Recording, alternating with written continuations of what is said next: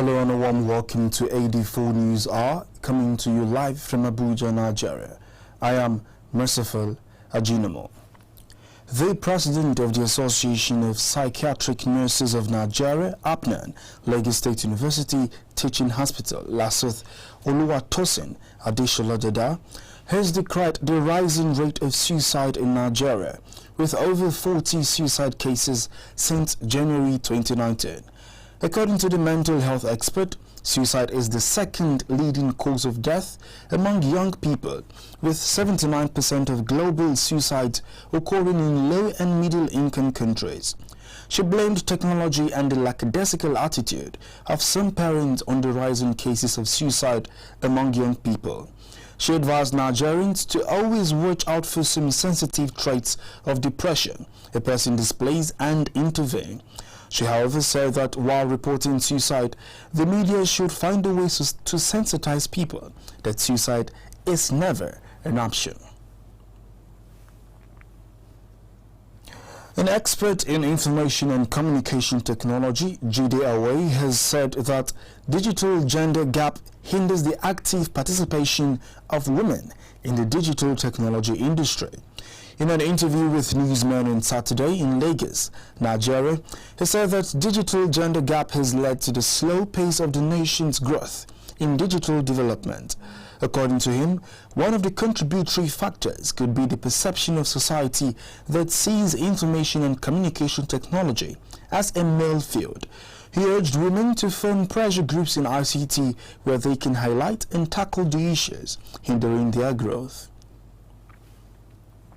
And now the Federal Ministry of Health says it will ensure the reduction of maternal and neonatal mortality in the country through the adoption of the maternal and postnatal death surveillance and response. Senator Olorunbe Mamora, Minister of State Health, gave the assurance in a statement issued by the Assistant Director of Press and Publicity of the Ministry, Ms. Eunice Akro, on Saturday in Abuja. He made the assertion during a courtesy visit by a team from the Rotary Club International and Rotary Action Group for Population and Development. He said that the MPDSR was an integral part of quality care, which the ministry, in collaboration with other stakeholders, have developed as a national strategy based on the World Health Organization multi-stakeholder-led quality of care. The minister stated that the federal government remains committed to ensuring that its effort towards reduction in maternal and neonatal mortality indices in Nigeria is rewarded. He expressed regrets at the current maternal and neonatal mortality ratios of 576 over 100,000 and 37 over 1,000 live births, respectively, in Nigeria. The Ambassador Queen Walu Foundation paid a charity visit to the Federal Capital Territory School for the Blind in Abuja, Nigeria, with food items and other provisions to support their education. President of the foundation, Sam Walu, urged the pupils to study hard to succeed in life. The school principal thanked the foundation for the kind gesture. We brought you, just like the last time, a few items which we think will make your stay here just a little bit more comfortable. We cannot provide all of the things you need or want, but our promise is that from time to time we will visit with you and we will provide whatever we can. I would like to encourage you people, whatever your teachers, your minders tell you to do, you people try and do it. If you listen to their instructions, you will all have a bright future. That's our prayer, and we'll do whatever we can to support the realization of that future for all of you. On behalf of the school, SCT School for the Blind Javi, we are short of word of appreciation for what you have done and all the rewards. We know our mommy is resting reality, all these rewards, all these children will be so happy the way you have taught like with this foundation. I know they want to go back to her. We are very grateful, supporting the effort of the Gama Local Government Council in Jigawa State, Nigeria, on Sunday said it had commenced vaccination of 43,380 children for the November round of polio vaccination exercise. Alhaji Yusuf Tudunwada, the council's immunization officer, told newsmen in Gomal that the vaccination began on Saturday and would end on November 5th. He said the council had so far received 41,340 doses of polio vaccines from the state government for the exercise. Also, the Primary Healthcare Development Agency manager in the area, Alhaji Habu Magiji, commended religious leaders and traditional rulers for mobilizing their congregation and subjects for the vaccination. The International Institute of Tropical Agriculture has unveiled digital tools for agricultural transformation in Nigeria. According to the Director General of IITA, Netaranya Sanginga, the development of digital tools will assist in improving agriculture in Africa. The digital tools include GoSo trackers, Akilimo IITA herbicide calculator, e-commerce site, and IITA news app.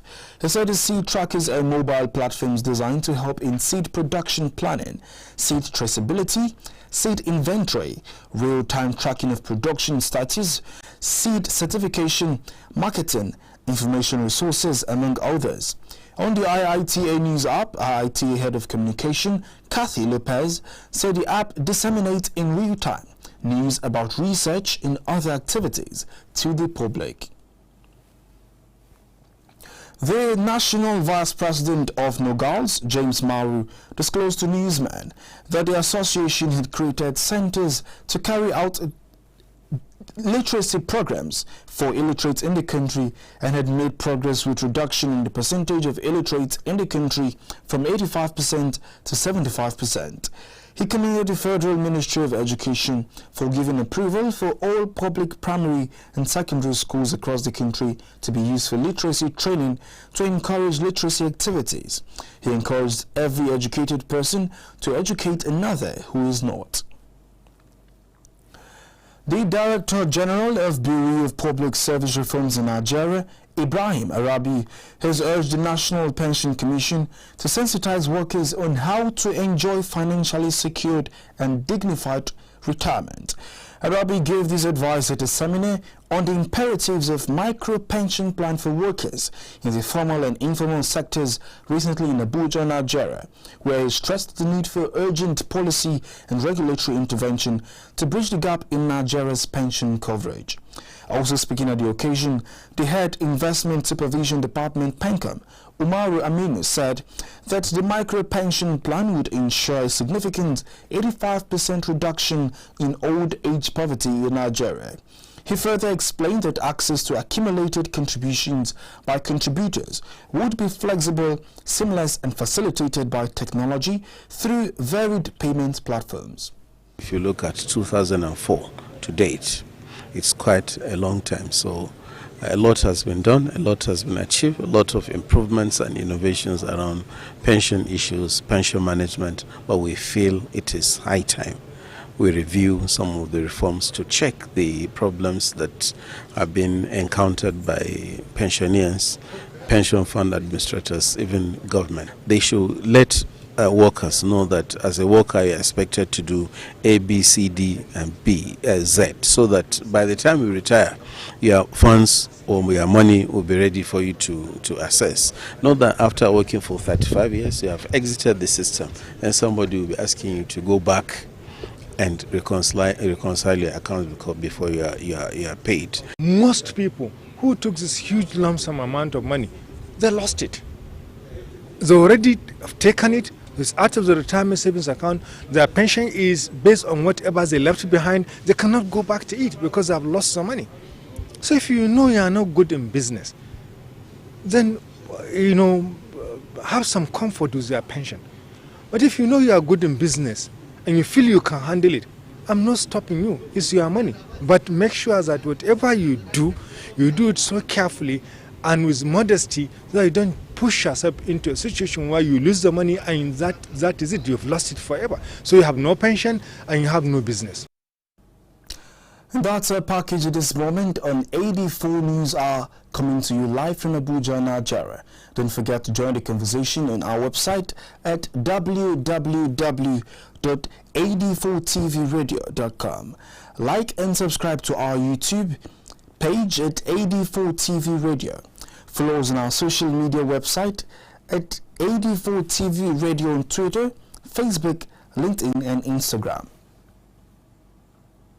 Many thanks for watching. I am Merciful Ajinamo.